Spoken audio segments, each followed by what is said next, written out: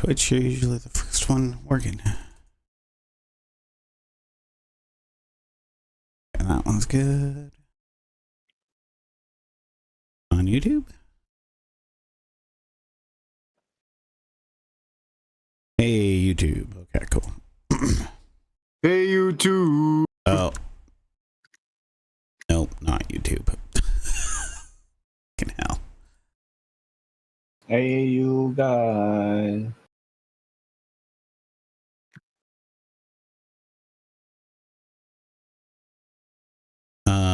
Does that mean I have to make a new one? It does mean that.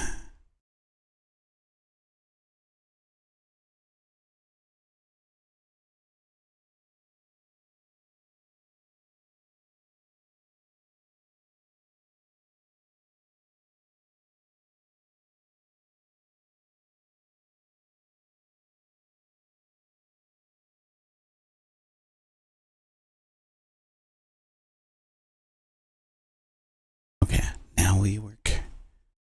Come on, right there. Just do it. Do it. Huzzah! Are you working now? Hey, I asked a question. Are you working now? Are you talking to me? I'm not working anymore. I'm done. I'm employed. Why are you playing the music? We're not ready. I'm ready. I'm not ready. I'm ready. Oh my god, no, I'm not ready. Okay, I'm ready. For this week's 8-Bit Show.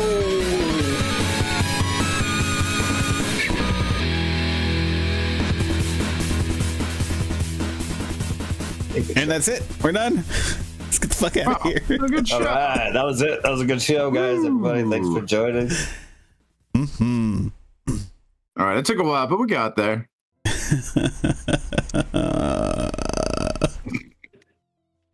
It took a while for someone.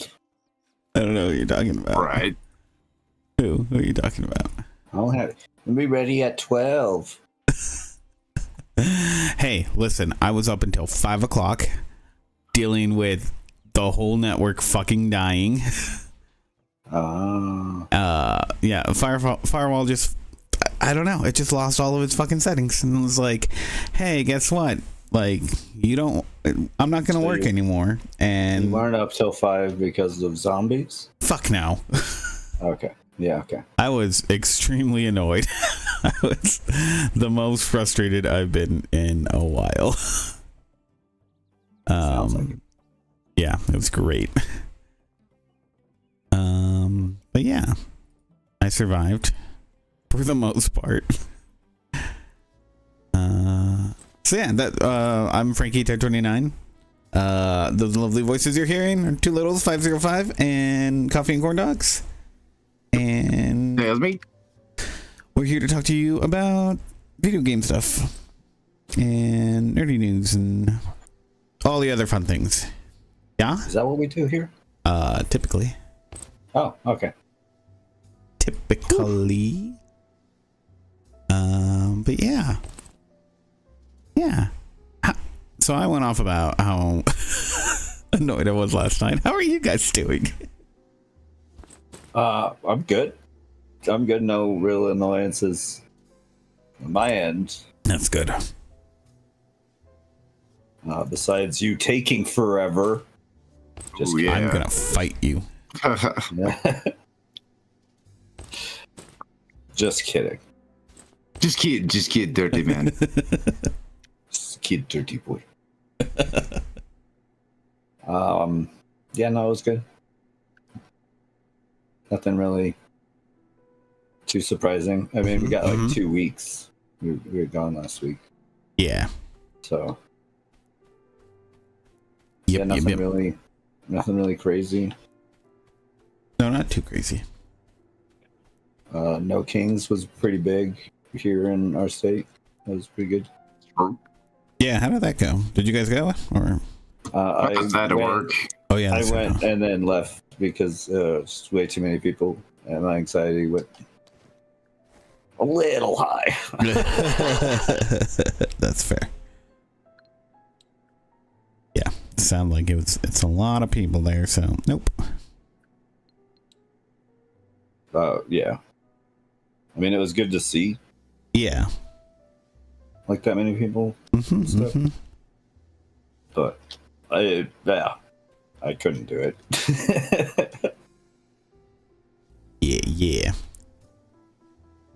I can only last so long. Mm-hmm.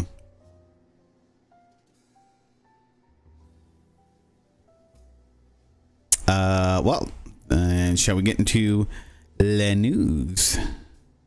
Ooh, I thought like French news. Yeah. I mean, I guess we probably have some Ubisoft stuff to talk about. There's always something with those guys. They're always doing something. That's true. Ugh, I don't think I do though. Do you? I Oh, don't weird. want to talk about them. All right, just regular news. The no lay news. No Pepe La news. I refused, declined to work or to do any Ubisoft news. That's fair. It's all depressing, anyways. That's all bad, yeah. They're hard to cover. Yeah. So don't worry. Bad news is still there. If you were worried about that. Yeah, if you want to seek it out at home. And if you were worried about that, I hate you and you're a miserable person.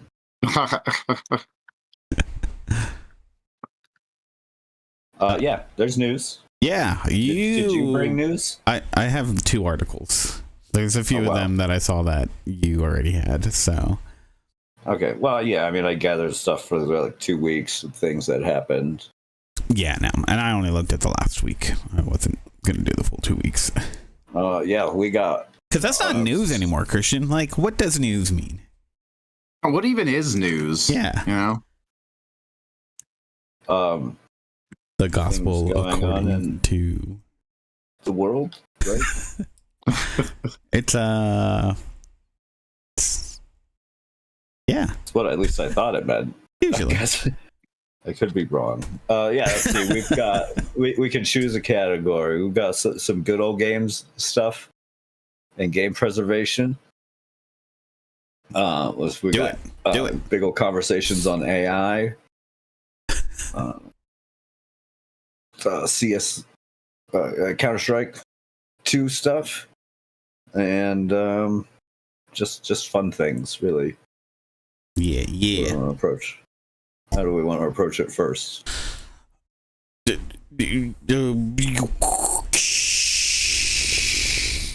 AI stuff. Let's do AI stuff broke. first. Okay. I was like, he broke. I broke him. I broke Frankie. You had to break his programming to not cover AI. I knew you were a robot. So, You clankers.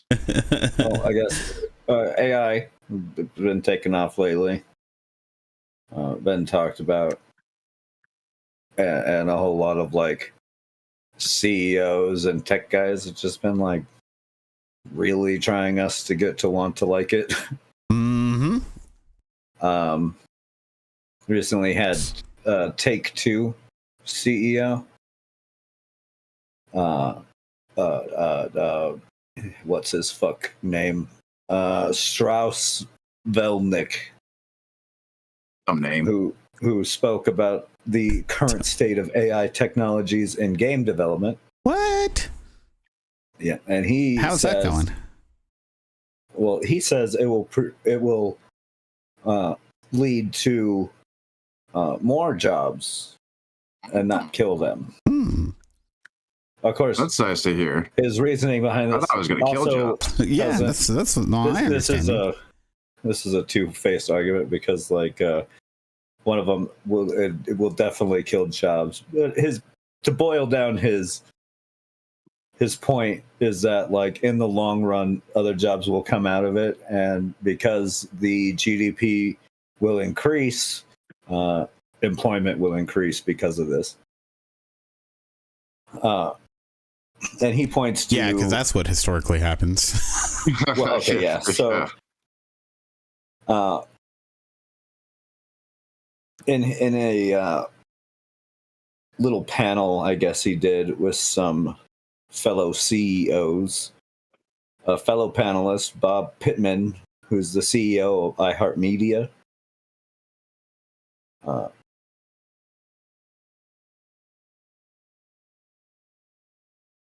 said,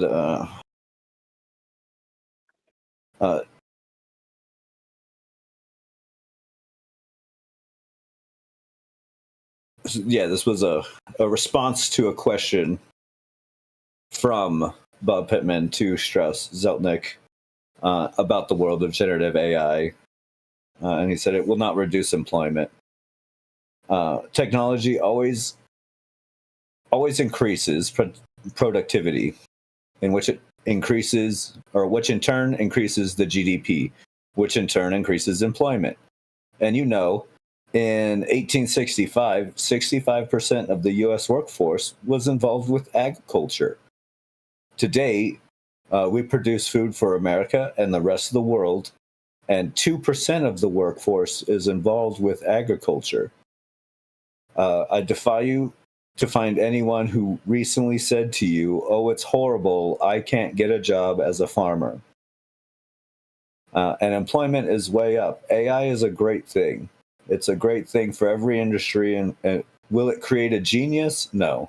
Will it create hits? No. It's a bunch of data with a bunch of computers and a language model attached.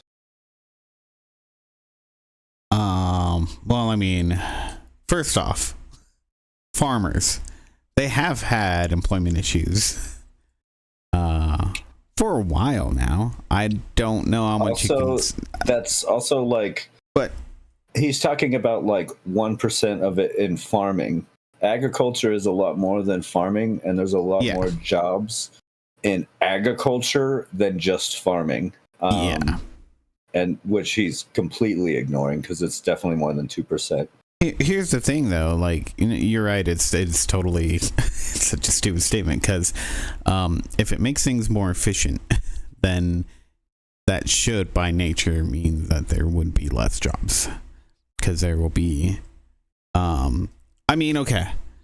Theoretically, you could say that the growth on the other end of that, if it's larger, then theoretically there could be more jobs. Well, I guess the goal is like you need to change the jobs, right? Like agriculture isn't just about farming anymore. There's a lot, like I just said, there's a lot more to it, which is where those farm jobs went to. Yeah. You know, it went from being very basic, as he said, in 1850 or 1865. We're talking about farmers and farmers markets time. Yeah. Like, now we have shipping food across the country and everything that goes with, like, there's a lot more. Like, it's just, you know, the proper, I guess his proper statement would be like, AI will create like different jobs in the long run, but it's still just absolutely insane. Yeah, no. To like pull something like that out and just kind of like shit say your numbers. Like, there's definitely more than 2% of workforce involved in agriculture.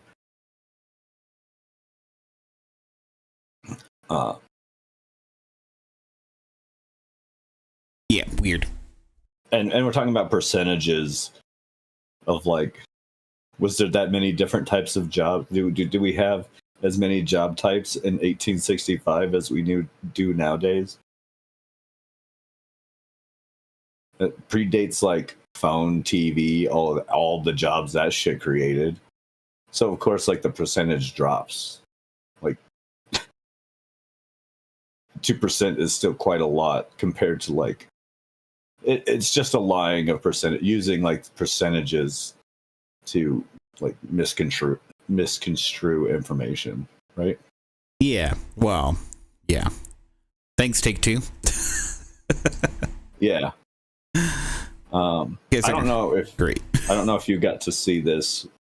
If not, you should watch the little video posted on this article. This tech investor guy, Matt Schumer, posted a thing on Twitter that's AI games are going to be amazing, and he posted a video for it.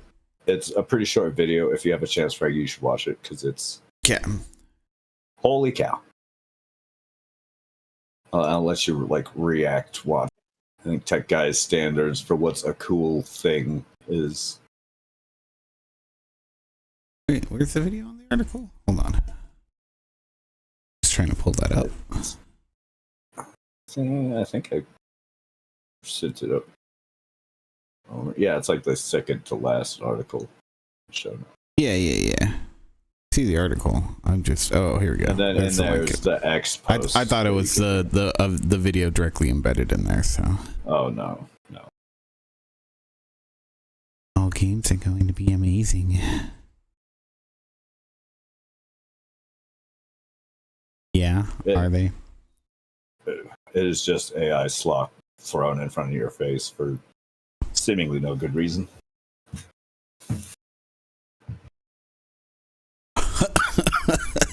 Just some of the parts of this is so like I'm not listening to anything. It just looks bad. You don't need to hear. Where did the drone go? Why are the air conditionings like this? This isn't satire. He's not saying this satirically. No, Matt Schumer is.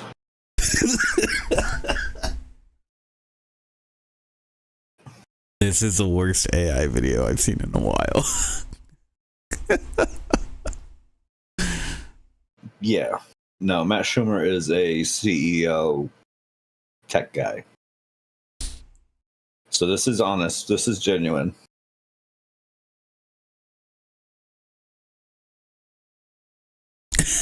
Why did it just skip that part? It's just. I don't want to animate going down into the sewer. So. Where he gets on the ladder like an idiot? Yeah, then he just teleports down. Yeah, then he's just there. I don't know how to do that part. Oh my god. Fucking let's not forget that that round manhole cover on that square hatch with the ladder. I didn't even notice that. That's great. Yeah, none of what I saw there made any goddamn sense. No, there's very little that made sense. Oh yeah, you're right. What the fuck is going on? Wait, now I have to see this again. Even if you read like the prompts that pop Why up, does the truck move that way? It's too much. Like, this is gonna break me.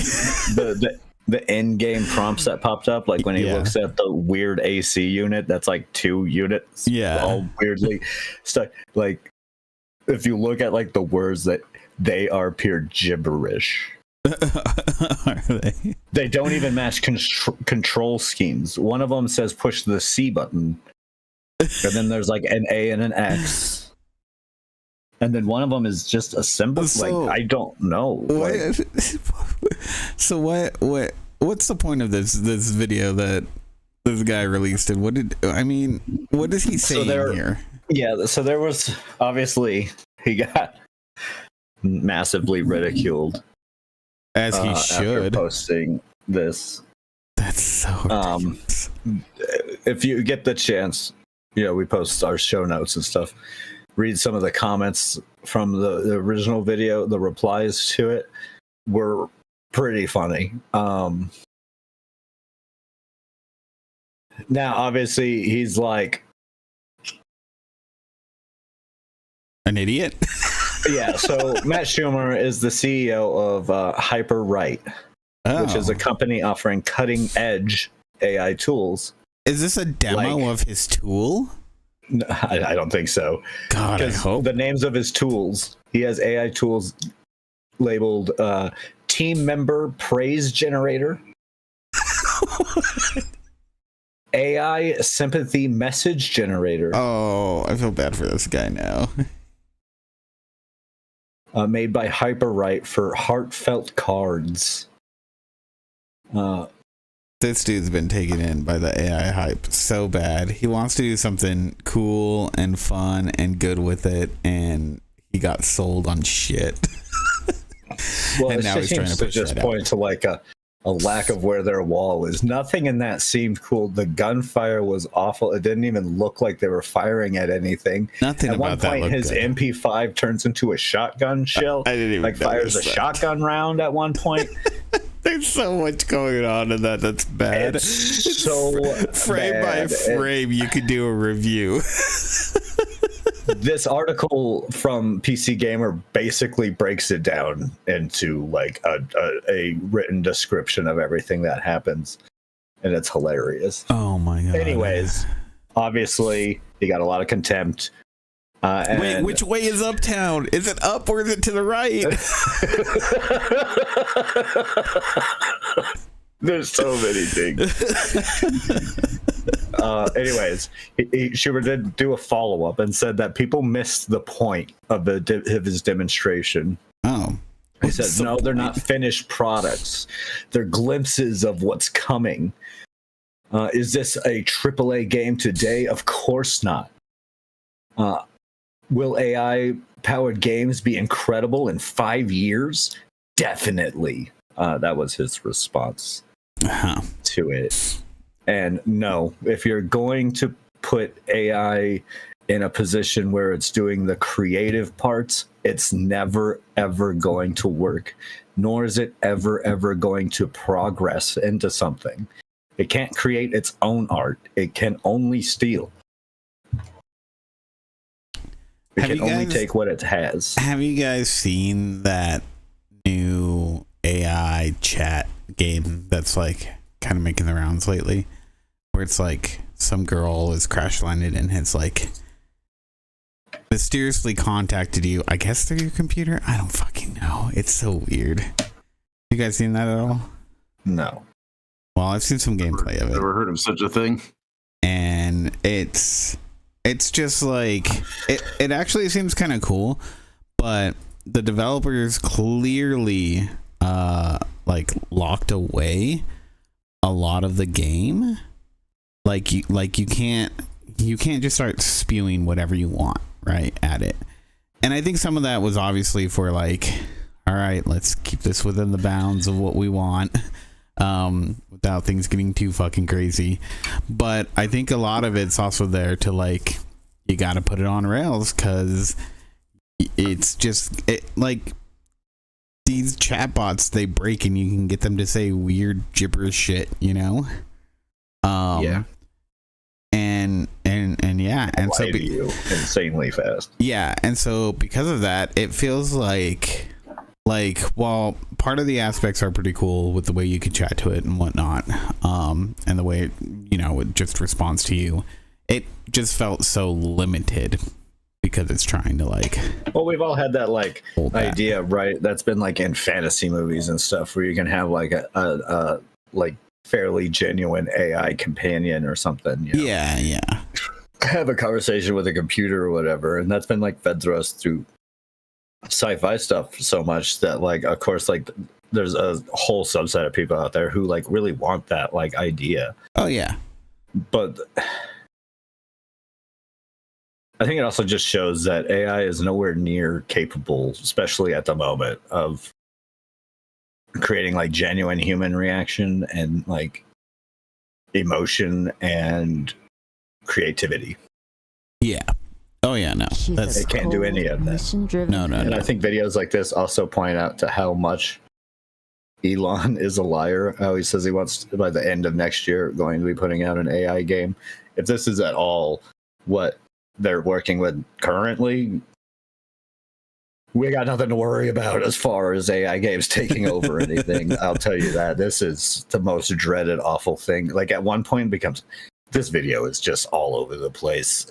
Skynet's never gonna be a threat if they can't figure out how to make hands right. Those Terminators will be able to do shit. Right. It's just like we've talked about before, AI could be just a really good thing and really help and be done in like ethical ways, but none of these companies are going to do that because doing those would cost money and lose money.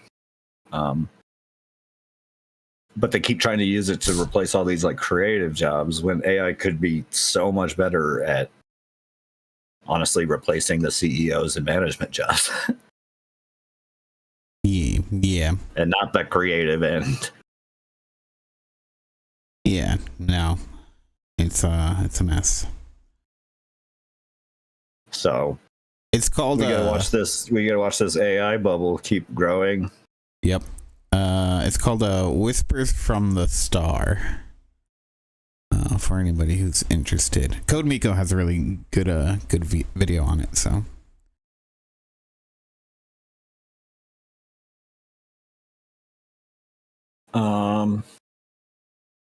Let's see. So that was AI stuff I had this week. Although apparently Crafton also made comments. Andrew, you're saying something about that, right? Yeah, Crafton's planning on going all in on AI. Cool. Yeah, let's see. Yeah, good for them. They're gonna go ahead and invest in that bubble after kind of fucking up their Subnautica stuff. Yeah. So we'll see how that goes for them. Oh yeah, as of 2 days ago, it looks like. Let's see who said it. Yeah, stupid corpo decisions from a stupid corpo company. Yeah. An announcement made to the local press on Thursday by Kim Chang-han, the CEO, said the company would reorganize its development operations to quote unquote place AI at the center of problem solving. Apparently they are putting in approximately 70 million US dollars to build a GPU cluster to support multi-stage tasks requiring sophisticated reasoning and interpretive planning. The foundation is for accelerating the implementation of agentic AI. And they want to wait. So they're going to be. They're saying they're going to start developing AI tools. Yeah. Accelerating the implementation of it. I don't know what a genetic AI is. That just means you're giving the AI the ability to do as autonomous. Yeah. Okay. Much, yeah. Okay. I'll just look up the meaning of the word real quick.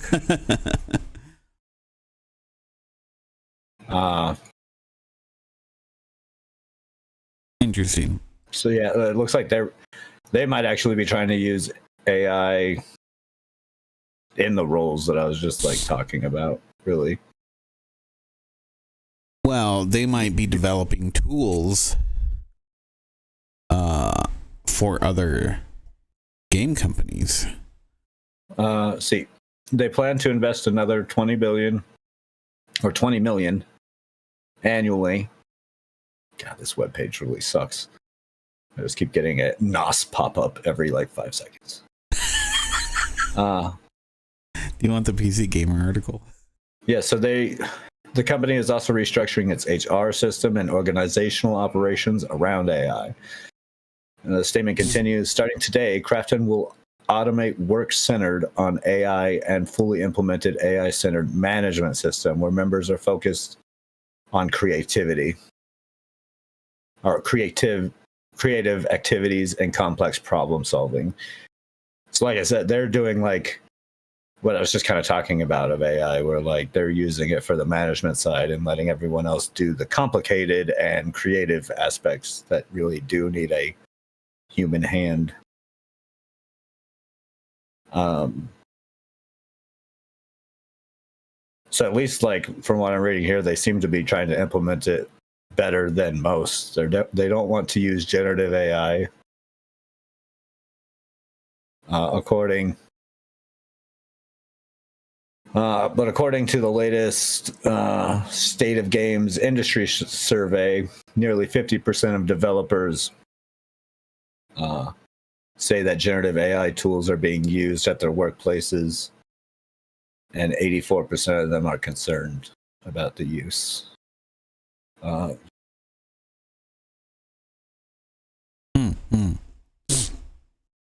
They don't make any real statements on like generative AI. Yeah, no. Most of it is talking about this AI centered management. And I'd rather see that than the other way, really. I mean, oh, what's interesting is the way I'm reading this, and this is the problem, is that since this is translated, right? Well, yeah, there's a huge translation gap. Yeah. It doesn't sound like they're letting go of anybody, which who knows? That could change real quick. But Krafton has let people go. Yeah. I don't understand what they're planning on doing. It's all very vague. Yeah, I mean, all I get is focus. They're not saying how it's focused around and how it's doing like the HR or management stuff, which could turn badly. But like I said, I'd still rather see that than them be talking about like generative AI and whatnot. They seem to be focused on AI taking over like the least creative things. Well, we shouldn't say that because this is just them using it in HR. That's basically the only thing that we can really say for sure is that they're using it. They're changing their whole HR system to be tailored around these AI policies, right? So now I can't sexually harass AI now. Fuck. No, you definitely can't do that. But yeah, it's not. It's very like, what do you need to change in HR to deal with AI policies if it's not going to be something having to do with people's jobs, their employment? You know? Like I said, the sexual harassment stuff. Sexy AI. I mean, from the Verge article doesn't seem to have a lot more of the quotes from the other one that I was reading. But even they point to the fact that it's not just HR, obviously, because they're going AI first. Yeah, but all we know is that they're reorganizing their HR system. Yeah, AI-centric management system. Yeah.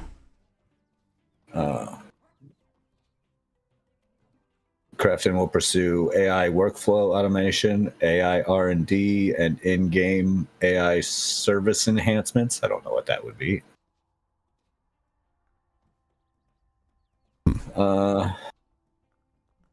HR policies and organizational management systems. Okay.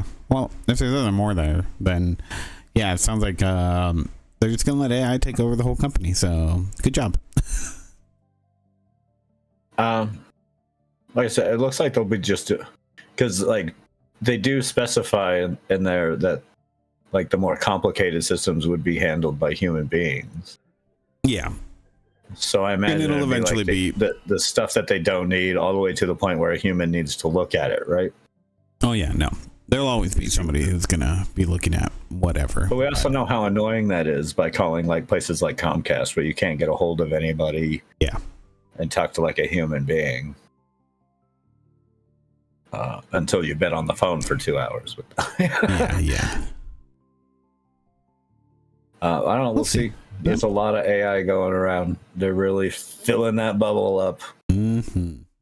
Hopefully it doesn't hurt too many people. It blows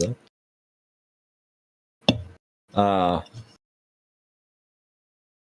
Speaking of markets blowing up, Counter-Strike 2 had a bit of a crazy time recently. Yeah.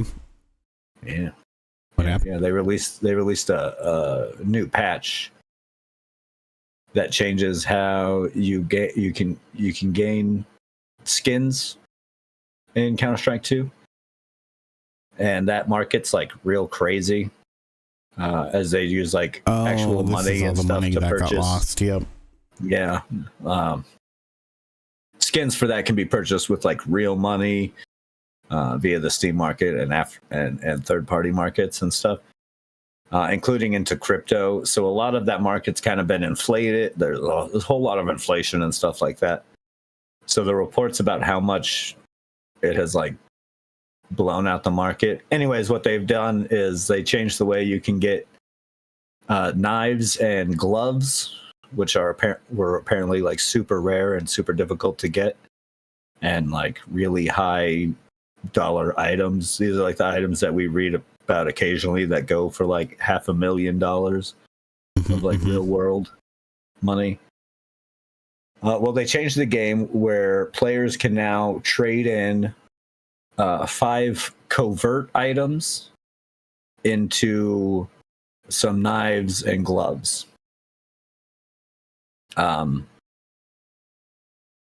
Turning those like super rare gloves and stuff into not as valuable of an item, and also inadvertently turning some of the covert items that you can get into like being extremely expensive.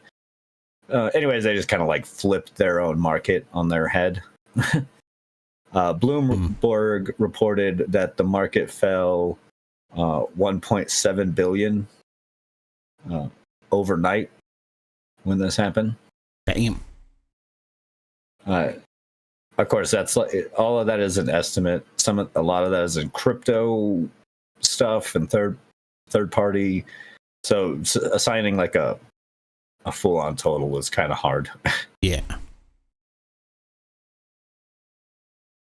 But yeah, they kind of flipped it on its head a bit. For those with Magic, this should be of no big surprise. Magic does this all the time.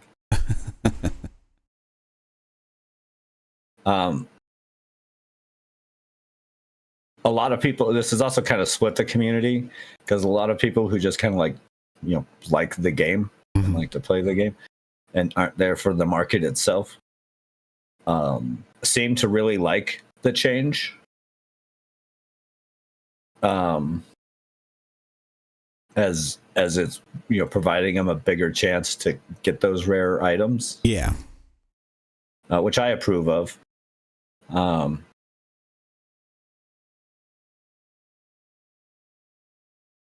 Obviously, there's been a whole bunch of like people asking, why would, you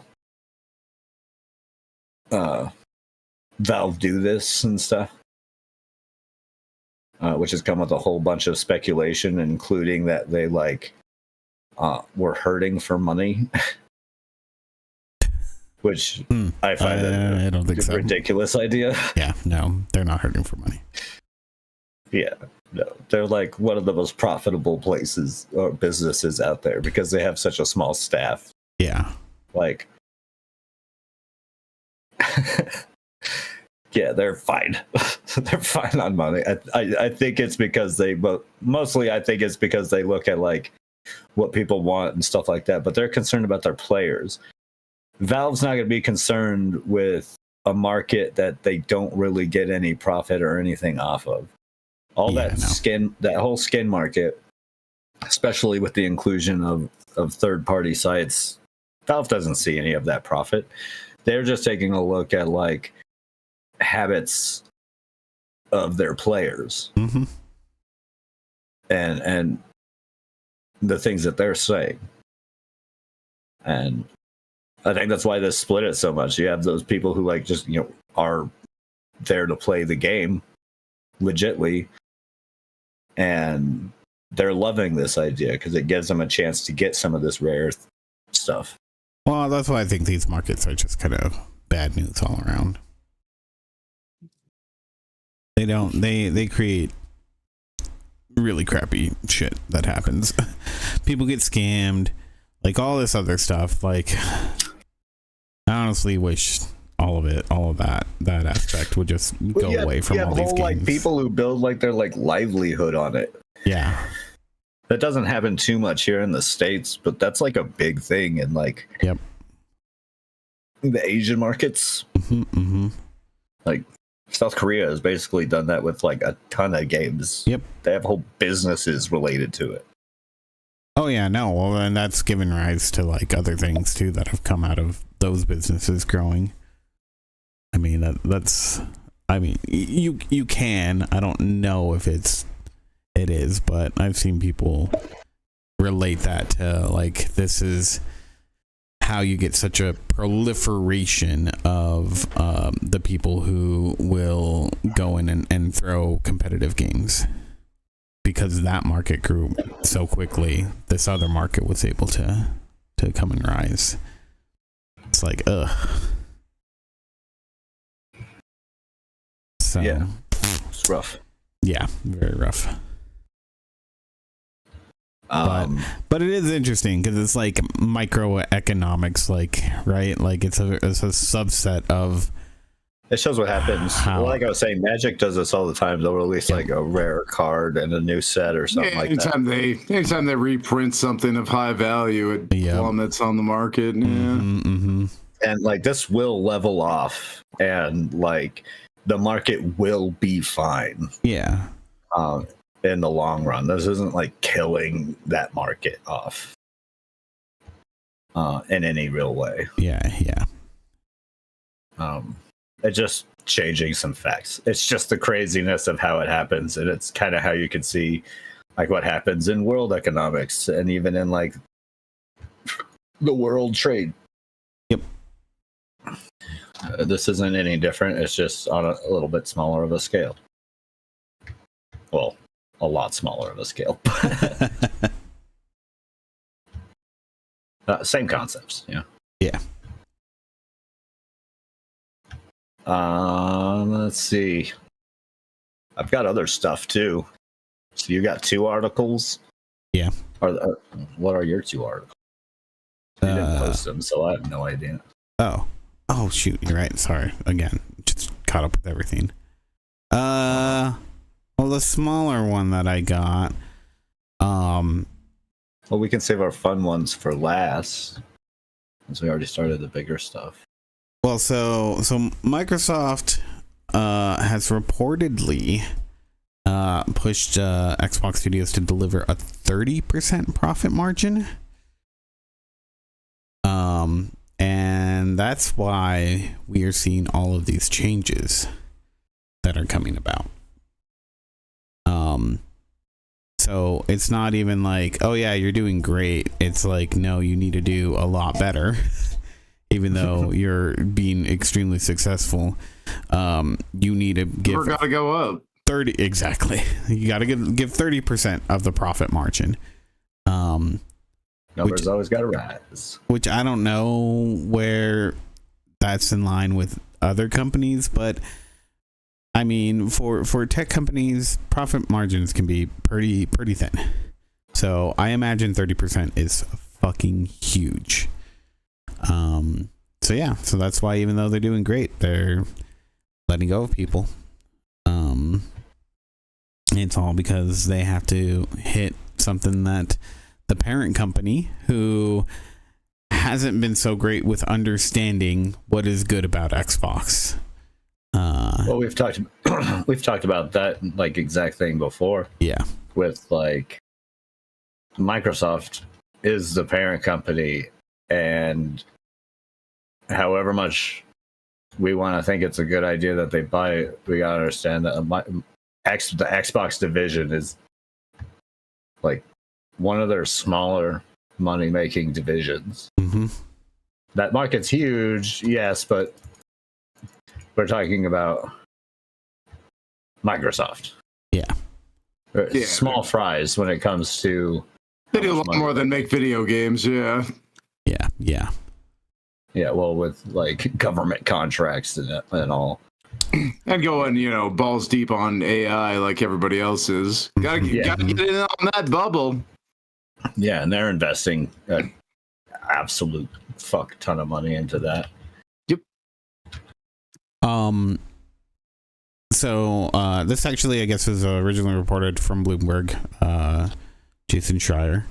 I guess he did actually have some numbers that he put in here, according to IGN. I just just need what's really shitty is I want a Bloomberg subscription just so I could read just for Jason stuff. Yeah. I'm so glad that he posts like a number of his articles. He'll just post for free through his like Twitter and stuff. But he obviously can't do that for them all. Yeah, exactly. He only does like the really good ones. Yeah. But he's like the best video game journalist we got. Oh, for sure. So apparently the average profit margin for the video game industry is 17 to 22%. So 30% is pretty high. It's not crazy astronomical, but it's still pretty fucking high. Over the past 6 years, Xbox hit 10 to 20%. Sony's PlayStation division reached 16% in quarter one of this year. So Microsoft has been doing well. Xbox has been doing well. They want more money out of it, and that's just bottom line. And I think this probably has to do with some of the other stuff that we've seen on, if you look more onto the tech side of Microsoft, the numbers that they're hitting are probably pretty damn awesome. And that's probably had somebody going, all right, I guess all of our divisions need to at least hit this number. So yeah, we'll see. But I think it's going to be bad news for Xbox in the long run if it keeps going the way that it is. Yeah. Xbox is probably going to be the one to suffer the most out of all of this. Out of all Microsoft divisions, I mean, we already have seen it. They've been closing just studio after studio and firing lots of people off of the video game. Yeah, I think it just really sucks for, anybody who is in a higher up position over at Xbox, because they're probably, pretty frustrated with the fact that it's like, oh yeah, we're doing great, and now we have to let go of a bunch of people. We have to make all these changes that it didn't sound like was in their plan, as much as Spencer and whatnot have been trying to like kind of brush it off and not acknowledge it. I bet you they're annoyed in the least and pissed. Well, very likely pissed. Why wouldn't you be? Here you like. Well, a lot of people say that Microsoft gave you the money and the options and the openness to buy these like studios and talent and stuff. Right. And now they're all hopping right onto this big, AI bubble. And they're doing it so much so at the expense of their division that like all the stuff that you kind of like promised to be trying to do with the video game industry has all now just been like shit upon. Yeah. Now you can't like say much of anything. Now you can't do much of anything because what are they going to do now? Like, yep, gotta meet that number. You can't be like, oh, we promise not to close these industries and whatnot, but they can't promise that. Not with Microsoft on the warpath like they are. Oh yeah, no. He can't make any like guarantees. He can't like comfort his division at all. I'm sure it's stressful and fucked up on them too.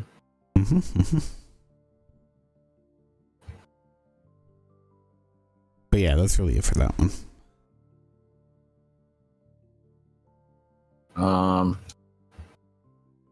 Well, let's see. I got other stuff. Good Old Games recently came out, and we're talking about how their game preservation program has been going. And how shockingly hard, or at least harder than they thought it would be, to get some of this stuff done. has actually been. Oh yeah.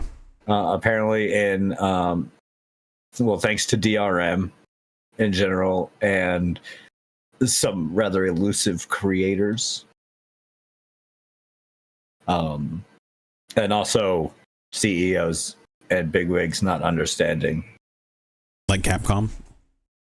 Yeah, like Capcom is one. But in a statement made by Marcin, I don't know, Pagzinski.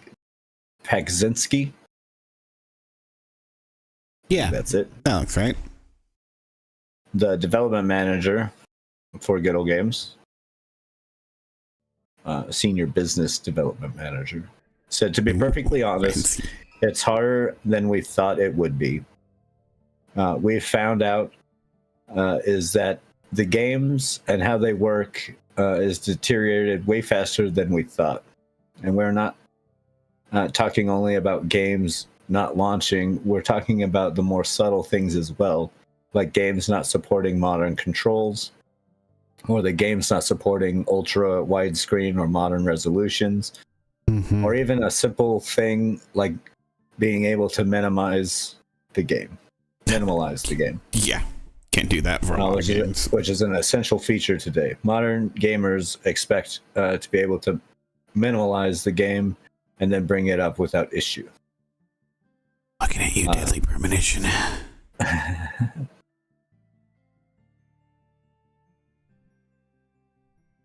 Yeah, so they've been having an issue when it comes to bringing up some of these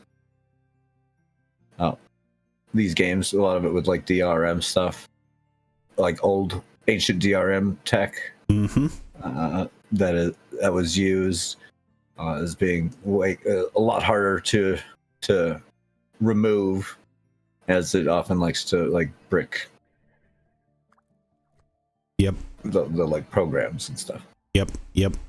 Making you start from scratch.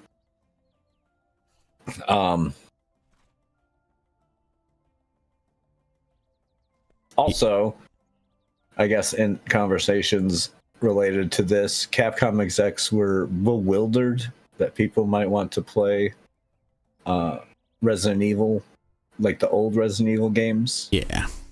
When they were approached by Good Old Games a year ago for the Resident Evil 1, 2, and 3 original releases for PC.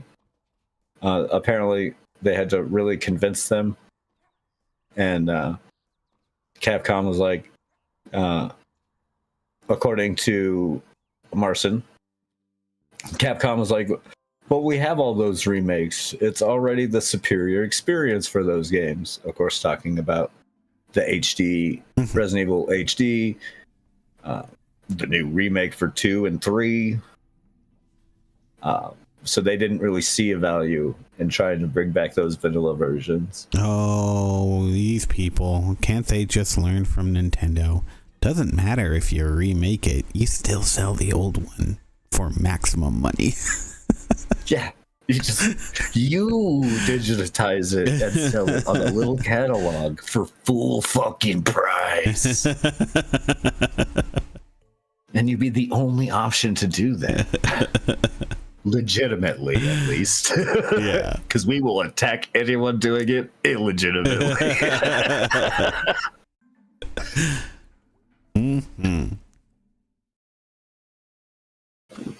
So yeah, just another story about how executives don't seem to understand game preservation and why gamers and fans of games would like to see those original projects not die.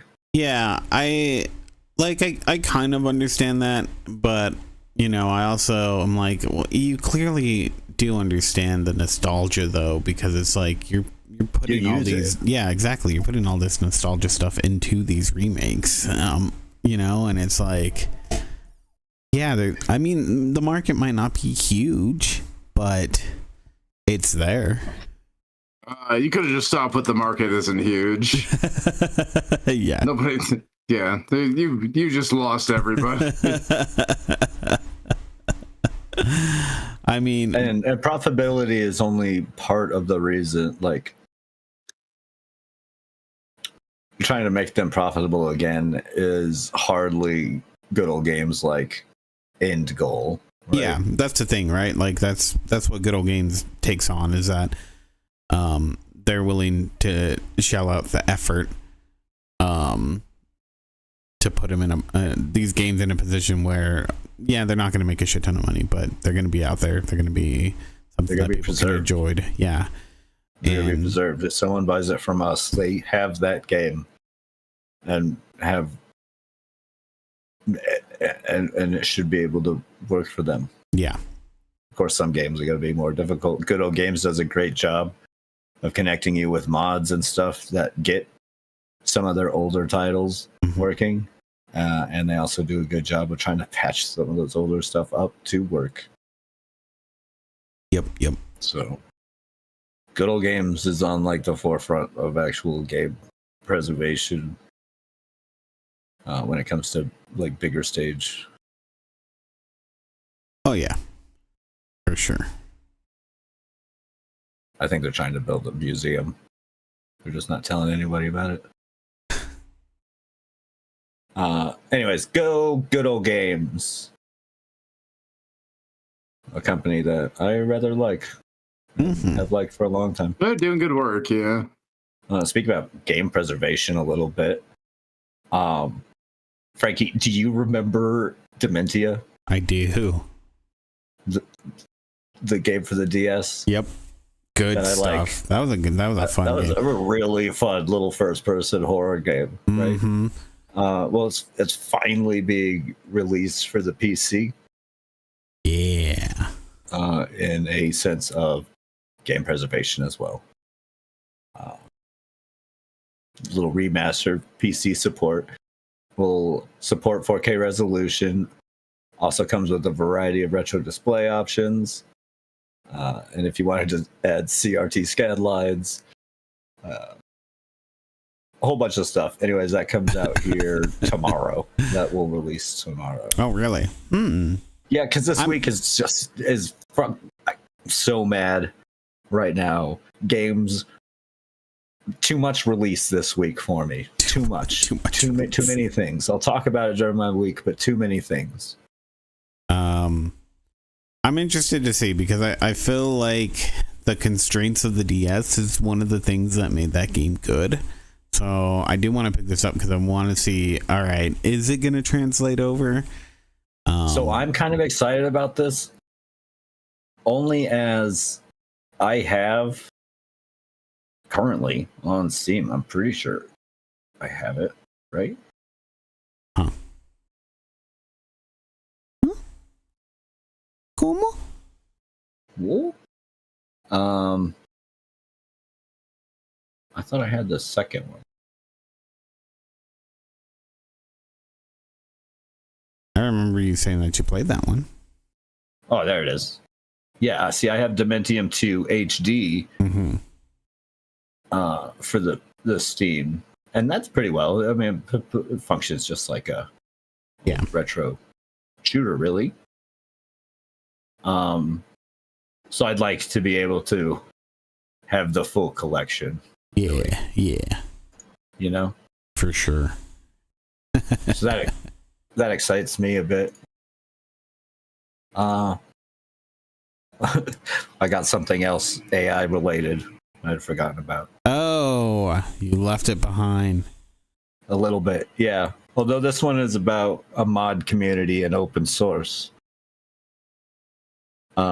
I don't know if you've ever heard of GZ Doom. Just a little thing. No, I haven't actually. Oh. Well, GZ Doom. That's nice. I can do a little history thing about it. GZ Doom was or is just an open source Doom port. Okay. It dates all the way back to the original Z Doom back in 1998. That helped add like modern graphic rendering and quality of life and new levels. That's where a lot of stuff came from. And that's also like through the years that we've gotten things like what was it? That Doom mod house, my house or something. I don't know. I haven't seen that. House.wad. Yeah. Yeah. Or myhouse.wad. Myhouse.wad, I think. Yeah. Which is an interesting custom map that explores like liminal spacing and in a technical sense for GZ, Doom does like amazing and showing what it's capable of. Mm-hmm. I heard a bunch of like modders and stuff review that. It was pretty good. Anyways, it's had a long history of being like open source and how a lot of the community adds to the game and stuff, right? Yeah. For a really long time. Z Doom and GZ Doom have been the way. But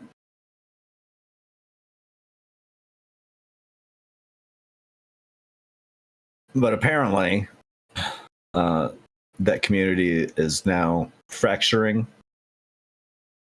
as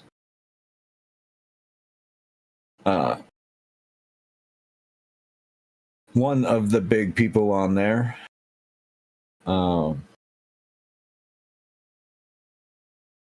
They're leading off in what's being called UZ Doom. The move is an apparent protest to the current leadership of GZ Doom, the creator and maintainer, Christoph Oaklers, who recently admitted to inserting untested AI-generated code into the GZ Doom codebase. This, of course, fractured some of the community. Mm-hmm, It said due to some disagreements,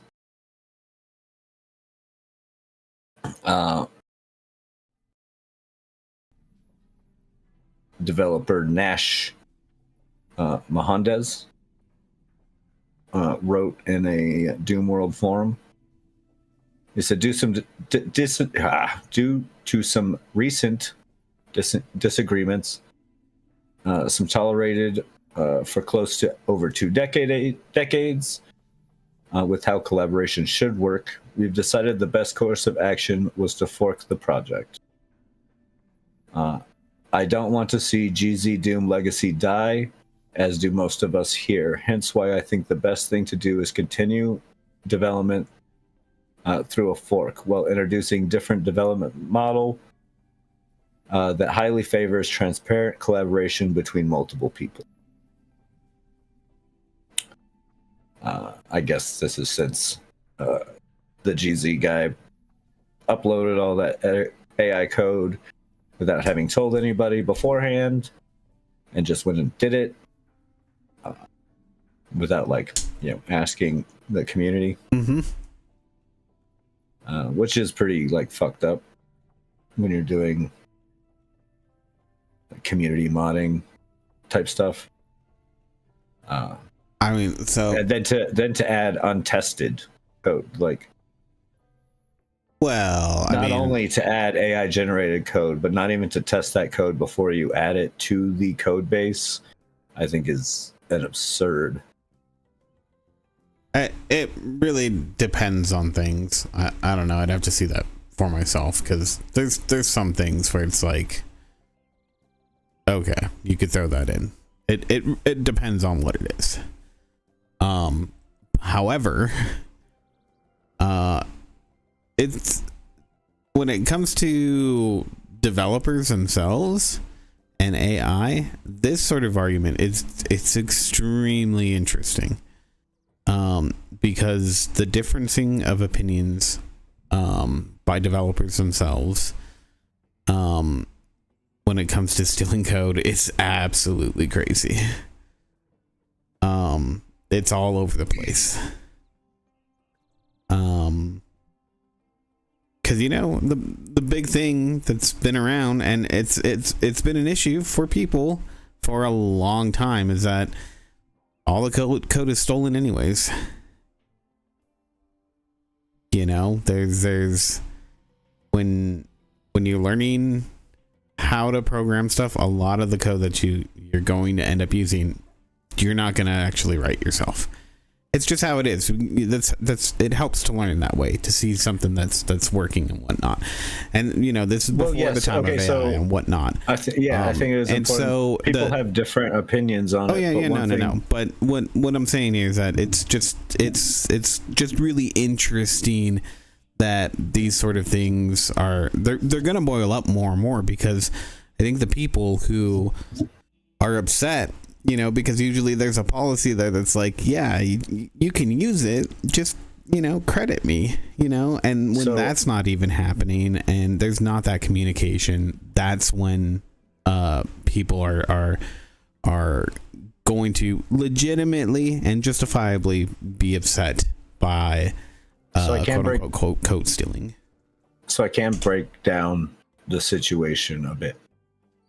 Is that our main guy used Chat GPT for code for detecting dark mode on Linux. Is the code that he looked for. And this is what's separated. You have a part of the community, a whole, not like a whole bunch, but others. There's some in the community that, you know, their AI has no place, who are backing out if any AI is being used. But you also have people who are kind of defending it in a sense. You know, it is for a quote unquote a boilerplate code.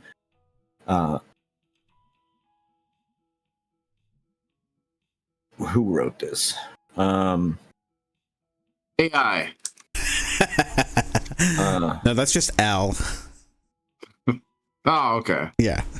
a guy named Zal in the community. Oh, it's close.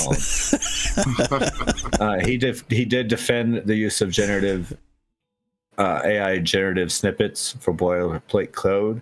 He says, I surely have my reservations about using AI for project specific code, but this here is just superficial check system configuration setting that can be that can be found on various websites with just like 10% more effort required. Yeah. Which they're not wrong. I mean, that's like 90% of code, right? You go look, like, especially learning code, you go and look up someone else's code, kind of implement it, and then figure it out from there, right? Like, that's like most of it. Yeah, there's tons of, if it's like that, where it's probably like, you know, a few lines of code right there. There's websites that are dedicated to like, oh, if you want to be able to detect this aspect of, like, you know, the size of the window, the size of the screen. This project in general is. And so I think some people took a lot of issue with the fact that this is already a pretty open project, and Homeboy could have asked anyone else in the community. That's what I'm saying, is that there's so many differing opinions in this particular space that it's like, he probably thought the same thing. It's just like, it's this, I can go find this in 10 seconds, or I'm just going to ask GPT to find it. Yeah, I already have Chat GPT open, so I'll just throw it in there. I do still think that putting that directly into the code base without having commented on it beforehand, like he did it after the fact, with an untested code, he should have at least tested that before he went ahead and put it into the code base. Because that's kind of how that works. You know, you test it, and then you go, okay, it works. And then you implement it. Not always. There's reasons why you don't do that, you know? And for something like that, where you're detecting something, you know, he might have just thought, okay, I just need to run this fully inside of everything, you know, on production side, just to see if it returns the value that I'm expecting. Because if I do it on the testing side, maybe it's not going to give me an accurate representation of what I want, because there's other stuff inside of that code that I don't want running. You know, there are reasons that you could do it. I don't agree with him, but I just think when you are running like an open source collaborative thing that it shouldn't be done like that. Like, but it depends on how these people work. Like, honestly, that's what it boils down to. I'm just saying it seems like a good reason. Like, it seems like they need to split off. Like, either way, it does seem like they need to have a fork, because you do have the ones who are just bold-faced no on the generative AI, and they obviously need a place to go. I'm not saying that anybody's like wrong in their situation. I don't really like AI, and I think it's silly, but it doesn't seem like you did anything all that wrong. But based on how people are feeling, it's obvious that they need to like kind of fork that a little bit. Yeah. So all those people have a place to go and not feel. This is how the proliferation of languages happen. Yep. I mean, kind of. I mean, honestly, they're like, when I was looking at it, this wouldn't be the first. This isn't the first fork in GZ Doom. Oh yeah, no, exactly. That's what I'm saying though. But it's always a differing of opinions. We're gonna fork it. We don't want to do it this way. We're gonna fork it. That's the XKCD. What is it? Yeah. Yeah, there's that XKCD joke. Yeah. Yeah, when a problem comes along, you must fork it. That's not what I was talking about, but yeah, that works too. You must fork it. Yeah, but that was a little AI thing I thought was kind of interesting. Fractured the Doom modding community a little bit. Mm-hmm. We'll see. Oh, no, I think overall they'll be all right. Yeah, it'll be just fine.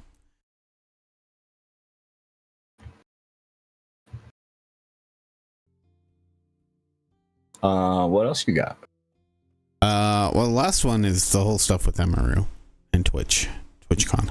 Oh, okay. Well, let me bring up these other ones then. Yeah, it's kind of a big. It's a thing. Speaking of mod communities, you hear of a little game called Simpsons Hit and Run? That boomer game?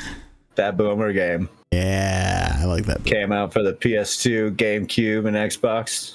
That's such a fun game. Awesome game.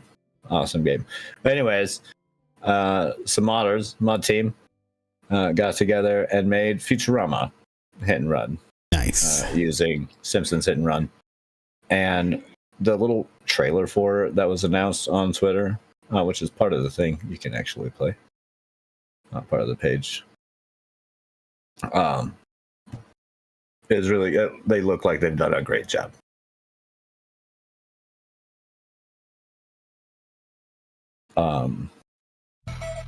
So that looks like fun. If there was ever a reason to bring back up a Slurm team production. Oh, you playing the trailer? Yeah. Why didn't this happen before, you know? It should have. It really should have.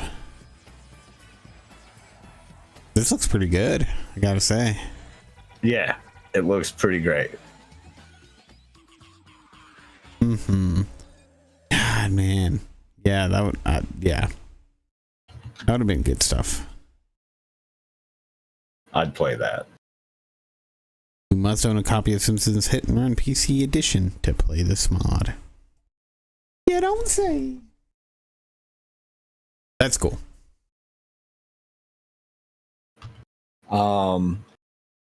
And last but not least, Owlcat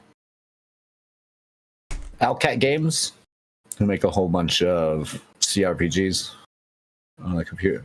Some pretty great ones. You've talked about them a few times. Yeah. They have just released a new a dedicated educational resource hub for industry professionals of all experience levels. That's really cool. I looked into it a bit. I even visited their little website. Their little website. Their little website. like it's some like high school student. It is very much feels like a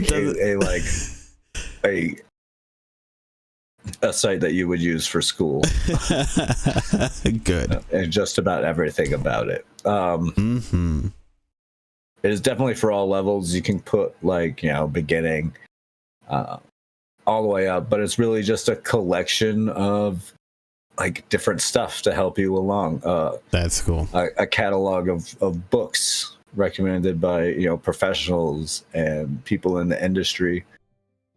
This is a little collaboration done with Midwest Games, Fireshine Games, Gaijin Entertainment, and 11-Bit Studios, all contributed to the platform.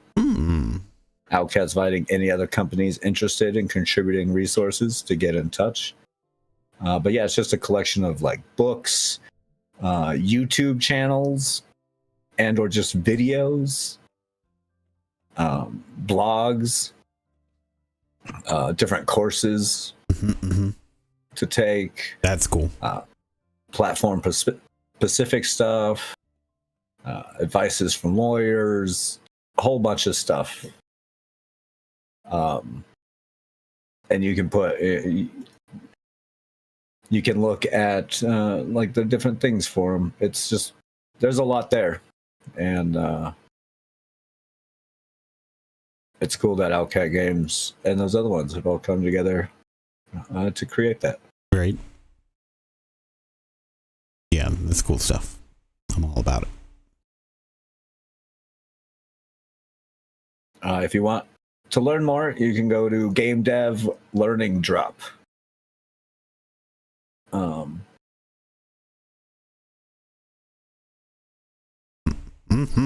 gonna have to go check it out. Yeah, it was pretty cool.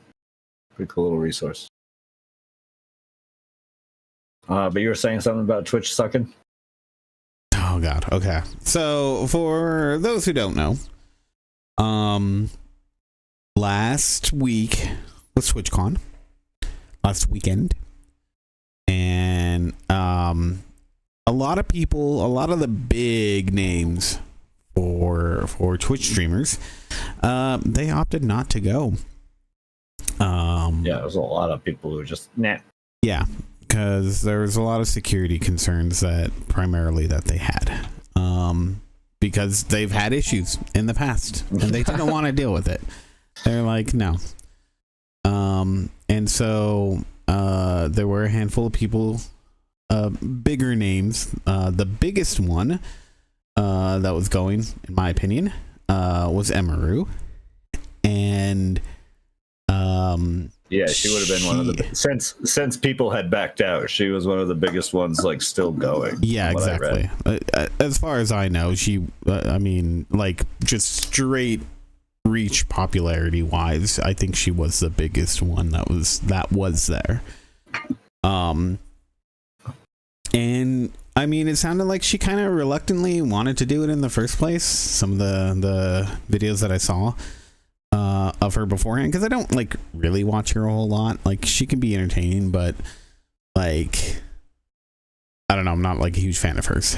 That's not my style of streaming. Well, I mean, that's all that really comes down to for me. She I don't know, she seems very genuine. And she plays some fun. Oh no, I know you're not saying that. I'm not calling her disgenuine or anything. Yeah, no, I know you're not saying that. I'm just saying, but she plays a lot of the games, the style of games that I like. So, but she also plays a lot that I don't. So, so anyways, bottom line here is that she goes to the con, and as part of doing the panel that she wants to do, she's basically told that she has to do a meet and greet, and she says, okay, I'll do the meet and greet. I guess some people backed out of their obligation to that. I think that's why she was asked, or basically told, hey, no, we need you to do one, because they didn't have at least that's my theory. That is not, no, I can't prove any of that, but yeah, well, damn if it doesn't feel like it's accurate. in one of the videos that she was explaining it sounds like they all had that agreement. a lot of people just backed out of it because they didn't want to do it to begin with. Nobody wanted to do it, basically. But she was kind enough to, like, even though she did not want to do the meet and greet, she decided, okay, she made a commitment. She'll go ahead and do it. And in light of all of this, keep in mind that with all these other streamers who are backing out, Twitch came out and said that they are working on having better security at the con and whatnot, that they've beefed it up and all this other good stuff. They said that before the convention started as a way to kind of assure people, like, yeah, I mean, go ahead and come, it'll still be fun, you know, like, yeah, there's people that are backing out, we're trying to get them to come by trying to reassure them. But as many people have probably seen at this point, the video of some guy walking up and apparently trying to just kiss her, and it was Emiru security who grabbed him, got him to go away.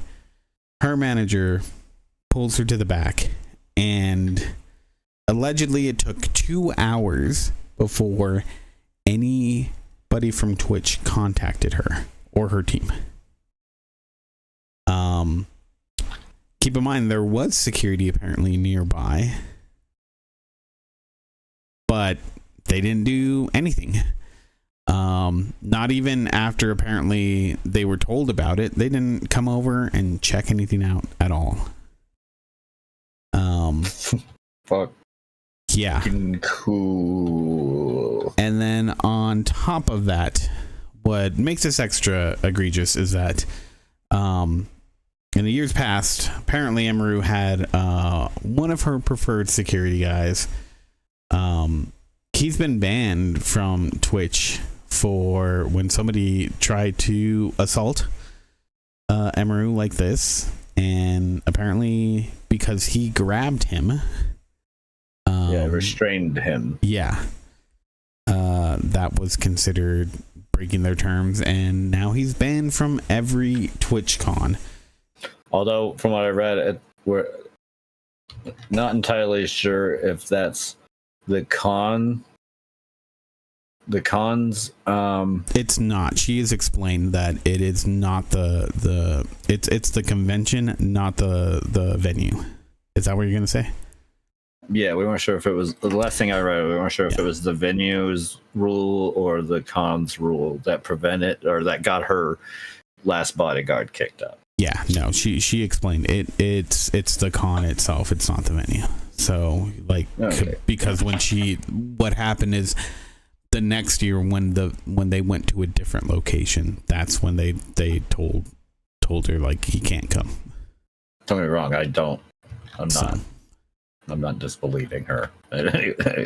Yeah, no. She got assaulted on camera. Well, and like, it's pretty easy to just choose her side because of that. Right? And that was the thing, like her statements that she came out, and this is all stuff that she actually said the next day.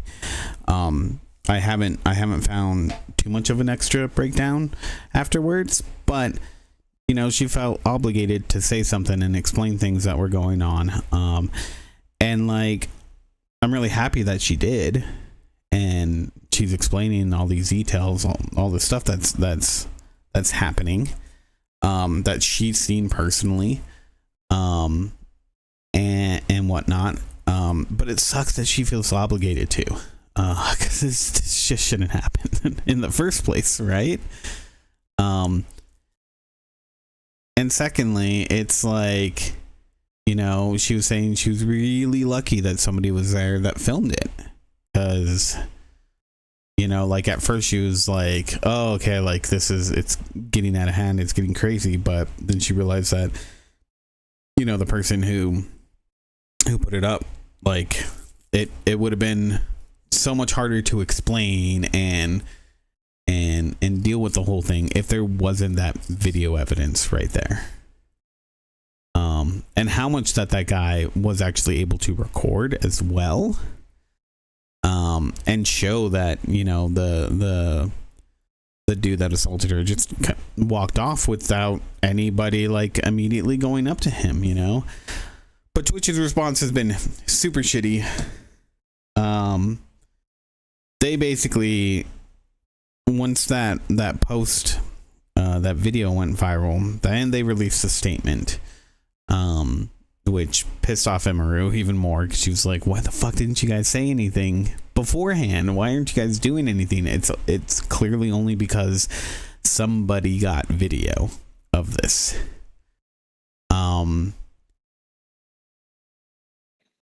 And yeah, it's just a shitty situation. I don't know if TwitchCon at least is dead, but it's not looking good for it.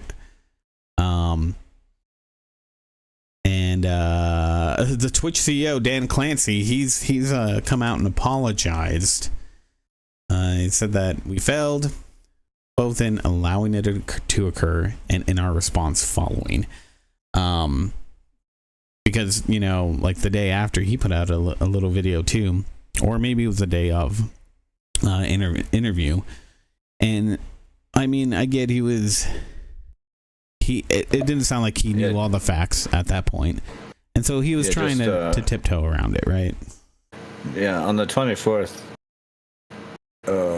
it was posted that first, I want to be upfront and take accountability for the security incident that occurred during Emaru's meet and greet. Yeah, this is the last. It shouldn't have happened. And we take that very seriously. We failed both in allowing it to occur and our response following. We mismanaged our communication about the incident, and that includes comments I made. I apologize to Emaru for all that took place. Yeah.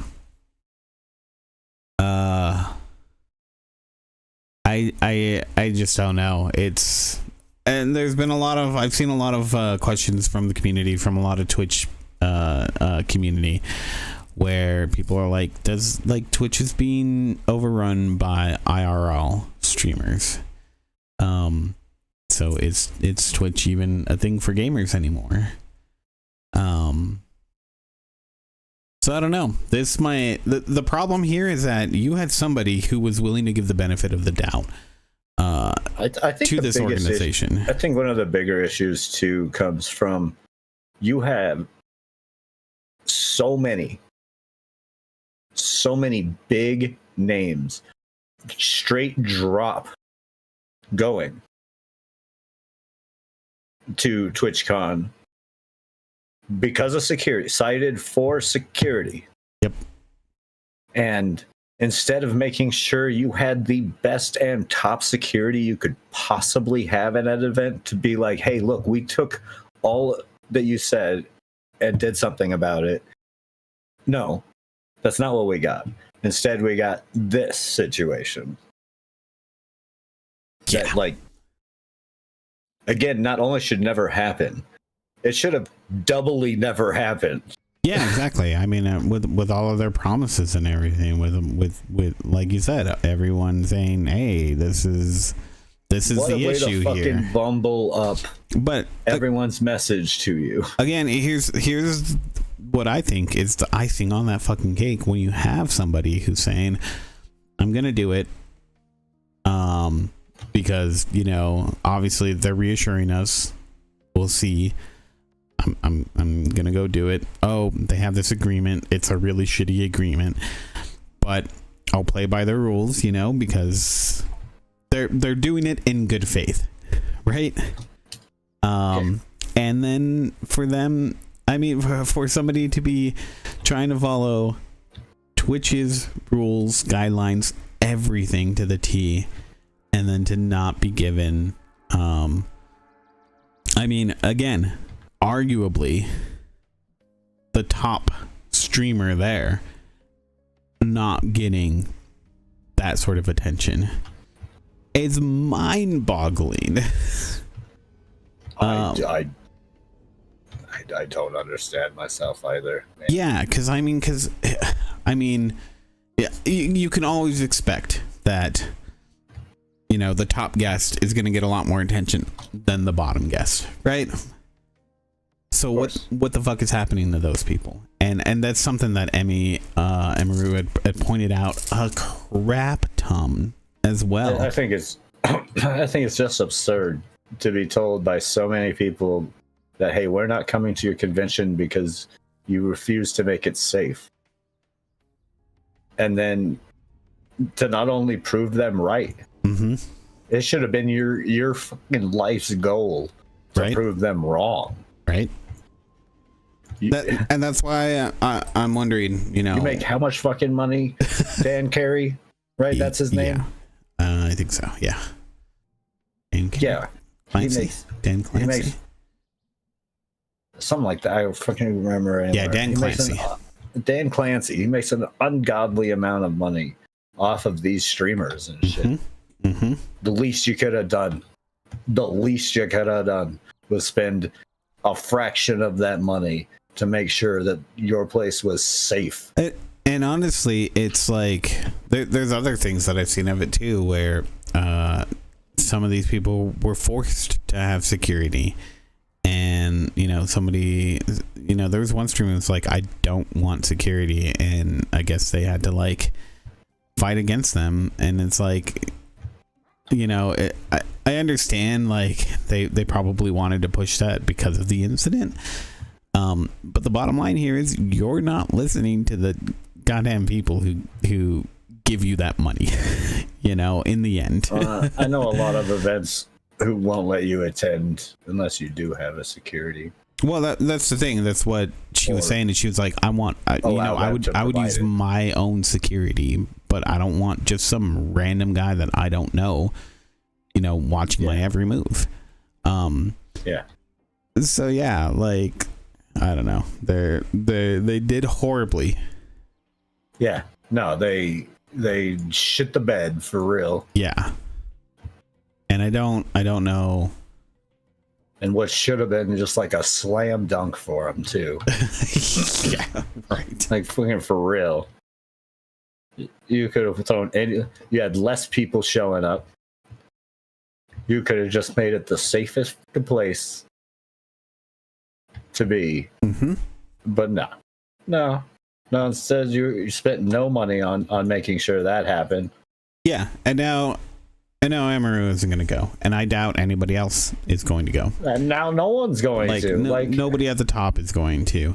And what does that mean for the people who are going to go, thinking that maybe this might be a good opportunity now for me to get my name out there? What does that mean for those people? Well, I imagine that con's going to be pretty dead if they're not going to have any headliners there anyway. So probably not much for the people. Unfortunately, it would be nice if this did create a opportunity in the space for smaller creators to get some eyes on their work. But unfortunately, that's probably not going to be the case. Yeah, you're right. Without any good headlining talent. Yep. So, I mean, no one likes going to a convention. Well, I mean, Twitch has been constantly shooting itself in the foot since this Amazon is just purchased it. Yep. This is just another long decision of a long string of bad decisions that have been made. Yeah, for sure. Yeah. So it was just crazy. I mean, watching that video, it's like, it's nuts. It's nuts that somebody was able to do that so easily. And again, it's one of these things where it's like, nuts just to see in general, like, what the right? What the fuck? Yeah, exactly. And not only how, but like, who the fuck does that? Yeah. Oh, and I didn't even tell you. I don't know if you guys heard this, but that's right. Being a woman is a fucking living nightmare, right? Yeah. Did you hear what Twitch's first response that they told Emiru's team was? No. What they were going to do to the guy? They were going to ban him from Twitch for 3 months. No, the guy needs to be arrested. Right? Like she was like, we had already called the police. Why didn't they call the police? What is going on? It's no need for to stunning. ban him. He won't be able to get on because he's gonna be in goddamn jail. Yeah. What the actual We're fuck? not fucking talking about fucking streaming. We're talking about the con. Oh. Yeah, absolutely crazy. Just my god. It takes a real special kind Mm-hmm. to bumble up that bad. Well, that's Twitch for you. Especially something that was just handed to you on a silver plate. Like, Yeah, exactly. it should have been a slam dunk con for you to pull off. Mm-hmm. But instead, you proved why everyone doesn't want to show up. Yep, and now nobody will. But yeah, that's it for me. Yeah, I don't have any more. Cool. Well, shall we go into our weeks? Sure. I went first last week. Oh my god. Just never hear the end of it. I also went first last week, so You weren't even here. But I went first last week. Oh my god. I was off doing my own thing, but I went first for that. Neither one of you were there to go first. So. That's true. Yeah. I wasn't there. It's kind of like we all went first last week. I call it a wash. Well, then, I guess we have to start again. Andrew, you want to go first? Yeah, I might as well. I handled that the best. Yeah, you're the best. King going first, yeah. Lord knows you can't trust me. Yeah. Yeah, you can't even count to all of the bits that we have. 8, I think.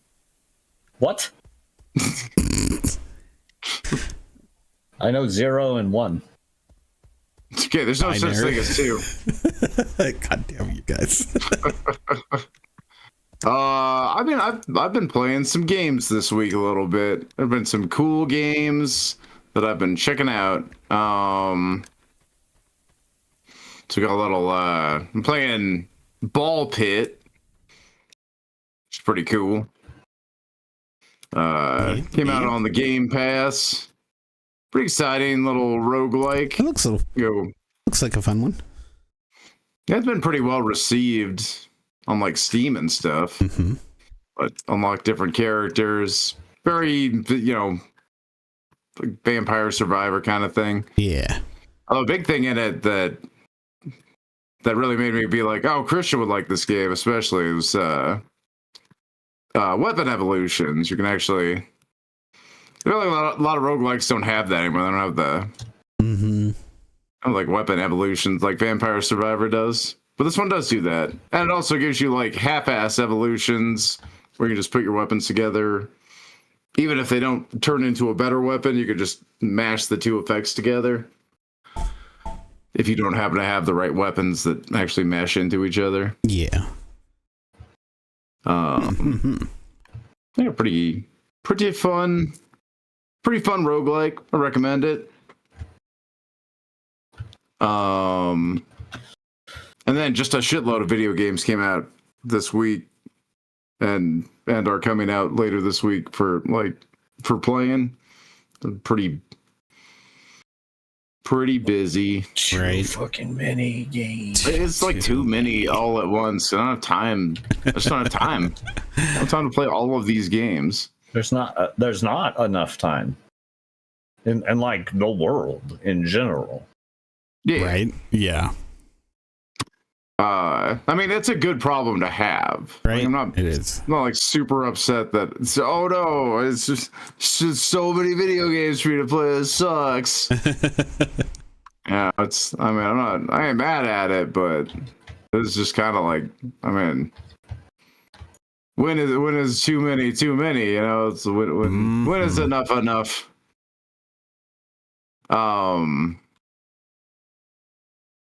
gone too far, man. Gone too far. Got Outer Worlds coming out later this week. Got to check that out. But also picked up that Super Fantasy Kingdom came out on Game Pass. So I've been playing that like crazy. It's super fun. Although I'll let Christian talk more about that because he has also sunk a bunch of time into it. But Sounds also, like a lie. also super fun game. And You just automatically assume that. I picked up that, and kind of outside of the genre of games I normally play, I picked up that Dispatch game, well, like from the guys who did the Borderlands Telltale and the One Night as a Werewolf Telltale game. Werewolf Among Us.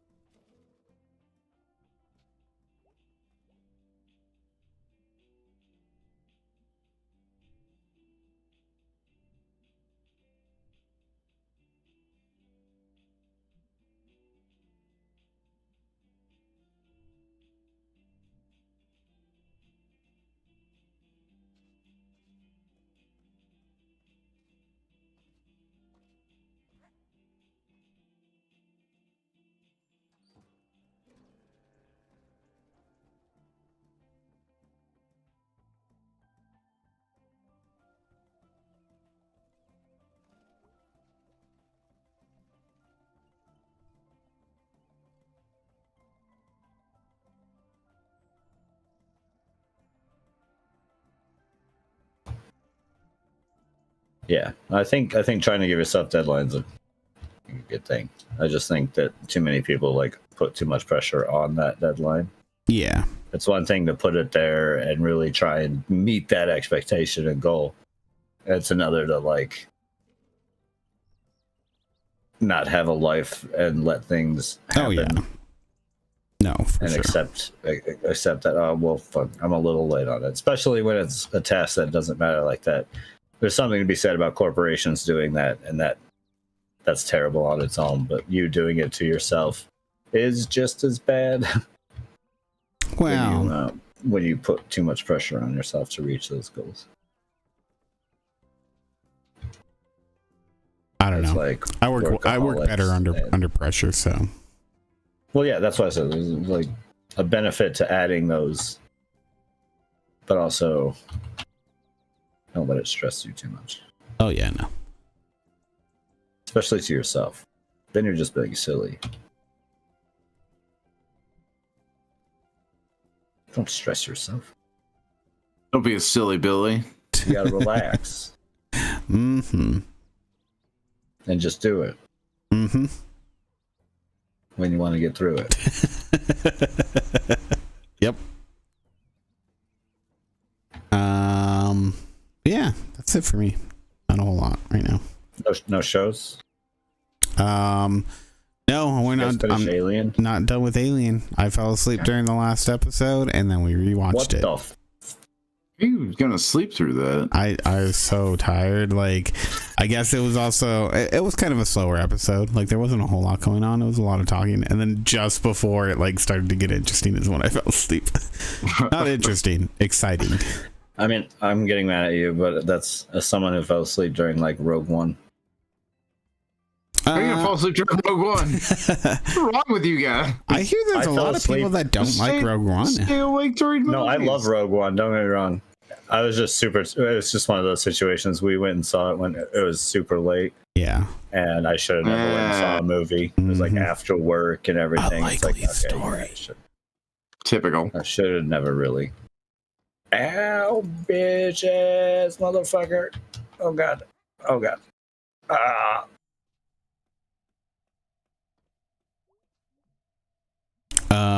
Doolittles.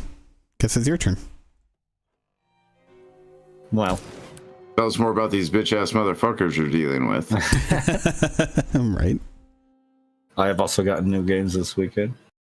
I did this week has really sucked for me. I allocate myself some like video game spending money. I buy like one new game, right? One like full price game, like $70 new AAA title or whatever. Or I can buy some like indies and stuff equaling up to about that much.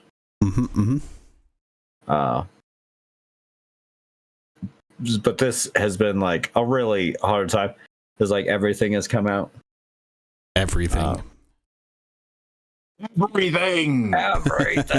Well, okay, so like if you pre-ordered it, you can play Outer Worlds 2 right now, and that comes out Tuesday for everyone else. I'm not gonna be able to get that one because there was other shit I had to get. This little indie game came out called Escape from Duckov. It happens to be what I'm playing right now. Which is an extraction shooter game. But you're a duck. And it has a rather, for being what it is, robust character editor. That's cool. Where you can change like your head, a lot of like sliders and stuff. Your head, your eyes, your crest, your beak, wings, tail, and claws, all to create your perfect little duck. Watch people turn around and instantly created like penises and stuff. Yep, that makes sense. Love it. Love learning the TTD on a game. I made myself a cool, angry-looking duck. I think he's cool looking. but it's pretty extraction shooter. It's a single player one, no PvP, just PvE. So just my style, extraction shooter. Really fun with the duck bit. A lot of stuff to upgrade and stuff, so it's been a lot of fun to do that. All these little like buildings I put around my little workshop are stuff that I've done. Lots of like difficulty options as well. I'm currently just checking out the game, so I'm playing it on a relaxed setting. Not too much pressure and all that. Anyways, react slower. I decided to do that just to make sure and see how difficult. You never know with these games; they can be really rough. But there's like 5 to start with, and then like 2 more difficulty levels beyond that, which is all pretty cool. I'm actually getting to the point where I was going to restart on a harder difficulty because I've been finding the game pretty easy and relaxed. But really fun little game, and it's apparently sold really well. First week, it sold 1 million copies. Wow. Apparently, that's mostly thanks to China. Apparently, it's been pretty big, which is unique in their market as being a less than $20 game that's a single player game. And apparently, those are kind of just like variants in the market. Usually, their stuff is like big multiplayer games. Yeah. That's what dominates their market a lot. So this is kind of an outlier amongst them. And it's pretty good. I've rather enjoyed it. Lots of customizing, pretty deep as far as like skill enhancing yourself and leveling up. There's like a whole bunch of stuff I haven't even gotten to yet for choosing like different talents, which look like classes kind of. Okay. A whole bunch of stuff I haven't even unlocked and whatnot, but a lot of cool features. It doesn't have like a pre-generated map. The map is the same every time you go out and do your little extraction thing. So you slowly learn where everything is, and you can get farther in and farther away from your base. But pretty good. Other than that, pretty average little extraction shooter. And then that Super Fantasy Kingdom came out, right? That game's been great. Game's more great. of an Super idle fun game. I'll probably play it next week. I played it for like maybe like an hour and a half or so the first day I got it. And then yesterday I was off of work, right? And so now I have like over 13 hours in that game. As I apparently played it most of the day yesterday, which kind of blew away at a blur of kingdom building. So That'll happen. Definitely one of those one more games. I had thought when it came out and I had seen like people playing it and stuff, I was like, oh, this kind of looks like one of those games that very easy mechanics and stuff, but like a deep well of playability and customizing and stuff. And it has a lot of meta progression, a lot of cool stuff, different heroes you can be that have different abilities. A nice pace progression too. It's fairly slow and incremental. They want you to play again, even if it's not they want you to like reach different things, even though you don't reach like a record run. It's been good. I've liked it a lot. It's been a fun ass game. So far we have two kingdoms you can be. You can be humans or you can be the undead. I focus my runs mostly on the undead. I think Andrew's gone a little harder on the human side than I have. Play more of the human side myself, yeah. And they Those both run undead. like they both run a little different to each other, just like how they Yeah, there are some mechanical differences. Yeah, it's not just flavor. Okay. Yeah, humans have like workers that, you know, they'll go to bed at night and all, you know, they'll like do their things and Yeah. that's it. Where the undead have skeletons that they'll do one task and die. So you're allotted a certain amount of them, and you need to choose wisely. That's cool. Go do. I like that. So different. It makes the game feel. It makes the two sides of it feel very distinct. Yeah. It does a good job of that. Beyond just having like a different hero Yeah. Yeah. that does something different, you know. So that's been really cool. I got the I haven't played it yet, but I picked up the DLC for Pacific Drive. Mm-hmm.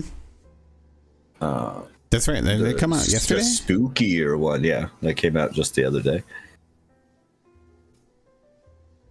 Yeah. Another one that just came. This is all part of like the crazy week. This is all stuff that came out this week. We're still in that bit. Mm-hmm. And then I also picked up the DLC for House Flipper 2, the Scooby-Doo crossover one. Yeah. I also haven't had a chance to check out yet, but I'm pretty excited for it. I like House Flipper 2. It's one of those chill work games. And Scooby-Doo mix that goes right along with it. I like that. And then, which I didn't pick up this week and came out, Power Wash Simulator 2 just dropped.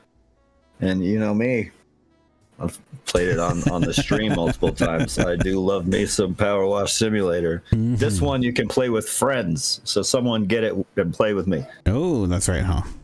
I demand it. Already got it. Well, I mean, I have it on the Game Pass, but Well, I already got it. I wasn't able to get it yet, and I don't know when I will be. Well, now who's the one who needs to get it? Yeah.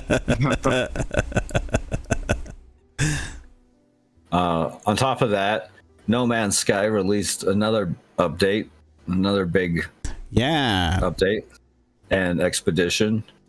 So I just started the new Expedition. This one's going to be cool. It's going to feature a new star, a purple star, which will have abyssal oceans, threatening gas giants, and it's going to feature some things that we'll see in the next Worlds update, Worlds Part 2 update. Mm-hmm.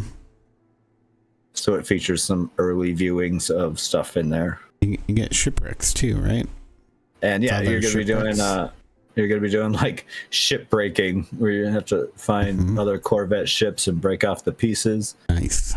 This has been in kind of a response to the rise of player count and people's response to the adding of the Corvette stuff. Mm-hmm.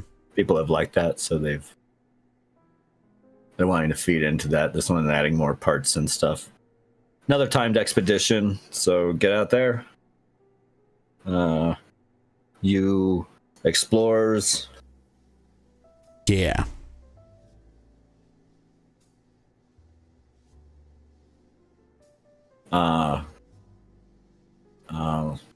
Let's see. Yeah, we watched Gen V. That was good. I've been slowly still watching Dexter. The original Dexter. I think your aunt started that up again too. I'm watching it so that I can watch The Resurrected and New Blood, which I haven't seen. The other two new Dexter shows, the one that got canceled and the one that everyone praised. Mm-hmm. Oh. See what else. What else? I think that's about it. Okay. It's a good amount. Oh, I want to check out the new Welcome to Dreary that just came out this weekend. The new like It prequel. Oh, it is. Okay.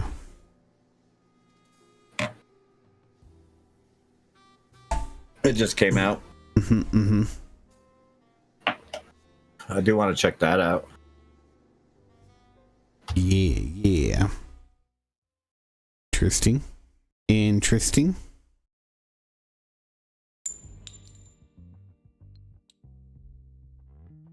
Yeah, I think I remember seeing a trailer on it.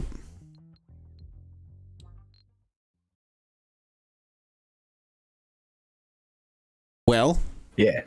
that it? Anybody else want to add anything? Yes. So I'm playing this. Christian, you might be interested in this, as I'm going to continue recommending. You would love this ball pit game. So it just unlocked an upgrade where now I get to bring I get to bring 2 characters onto a run. So I get both of their bonus effects on the run. Nice. Empire Survivors never did that.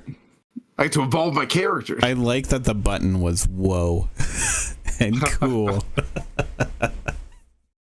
I didn't know. Is that like that for all of them? Yes. Nice. Yeah. Whoa and cool is yeah. That's just the yeah. Good stuff. Oh shit! I get to level up both the people I bring too. Holy shit! They acted like building this building wasn't shit. They're just like, oh, we built that building. Fucking game changer. That's all I wanted to add is, as I've been playing this game on stream, it's only gotten cooler. So they're doing more cool shit. Fucking love Ball Pit. It's sweet. Check it out. It's another one of those games that just came out that you talked about and I've seen and I've been like, oh, I kind of want that too. But it's also one of the few that wasn't on sale. Like I said, I allocated myself funds, and there are so many games that came out this week. I was only able to get like 4 of them, and that's just because I split it between like the cheapest ones. Yeah. 2 DLCs and 2 little games. That's your name. I got lucky. I got lucky that the half of the, or I guess more than half the games I just bought Dispatch. The other 2 came out on Game Pass. Got lucky there because usually Game Pass be dropping some garbage, but they got to try right now. They lost a shit ton of subscribers. They gotta justify. Well, the price hike kicks in next month, so I'm hoping I can play. I'm hoping I can play all of the Outer Worlds that I want to play before, and then cancel my subscription. I got about a week to play that game, and then cancel my Game Pass subscription. What day is it again? All I know is that my subscription will hit like a day or 2 before. Mine goes in. I think I'm on like the 6th or 7th of the month or something. Oh, you're right there too. Then I think. Yeah. So yeah, I'll have about a week. It's like early in the month, so about a week before they charge me again to cancel that. Although, I mean, the PC hike isn't as bad. It's certainly not as egregious as what they've done with the console Game Pass. Yeah, no, for sure. PC feels like they're just raising the price a little bit. But honestly, I'd say they're raising it to the point where it's no longer worth it for me to have Game Pass, even though it's just a minor raise. They were right on the edge already for me. So I do plan on canceling it. Here after this, that price hike is just enough for me to be like, no, thanks. It was good while it lasted. It was an unsustainable model. I appreciate you guys trying. Yeah. Yeah, it goes into effect on the 4th, apparently. I'll have to double check that, but okay. Well, my bill doesn't come up until like the 6th or something. So yeah, I think that should be. I just happen to get lucky because I think mine is like on the 2nd or 3rd. Okay, nice. You'll get like a whole other month out of it. Yeah, mine was going to come shortly after it came out. Yeah, bummer. It's all good. How long can Outer Worlds be? Surely I can play that whole game in a week. I think people have been saying that they beat it like within a day or two, right? The first one was pretty short. Yeah. I didn't beat it no like one day or anything, but it was pretty short. Yeah. That was actually kind of surprising how short it is. Kind of sneaks up on you, I feel like. It's I was surprised that it was over when it got to that point where I was like, oh, that's it? Yeah. All right. I had a good time with it, but it just seemed kind of abrupt. Just yeah, like, oh, exactly. okay. What can you do? Thought there'd be more for me to do. All right. Well then, I guess that concludes our show. Yeah. Thank you, everyone, for joining us. Tune in next week for more show. Yeah. As always, you can catch us here on the YouTube, the Twitch, the what have you. Our website, classicgamerbrain.com, and you can converse with us over at the discord.classicgamerbrain.com. That it? Yeah. Anything else so. going on? Let me see. 7, 8. Yeah, we got all 8. All 8 bits. Cool. Sweet. Thank you, everyone. We love you. Bye-bye. Goodbye. Peace.